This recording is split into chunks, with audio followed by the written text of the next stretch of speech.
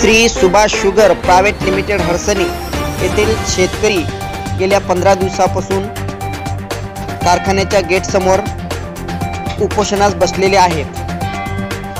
उसाला प्रति टन 2750 रुपये भाव मिळावा यासाठी शेतकरी उपोषणास बसलेले आहेत।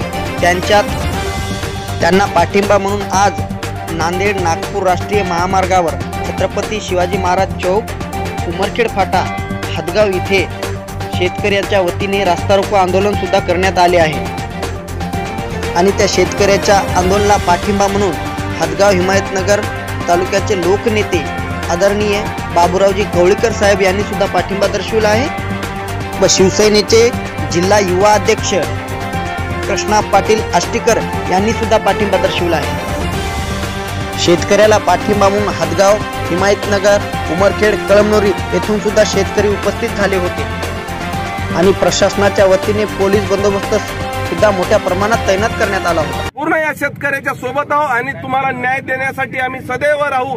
याच्यात कुठलंही राजकारण होणार नाही अशी मी या प्रसंगी ग्वाही देतो आणि थांबतो। या ठिकाणी पुरोगामी ब्रिगेड हडसणीच्या या कारखान्यावर आम्ही उपोषण स्थळी भेट देण्यासाठी आलेले आहोत। या ठिकाणी जे शेतकरी मागील 12-13 दिवसापासून बसलेले आहेत आपल्या विविध मागण्यासाठी, त्या मागण्या अत्यंत रास्त असून पुरोगामी ब्रिगेडचा त्यांना पूर्ण पाठिंबा आहे।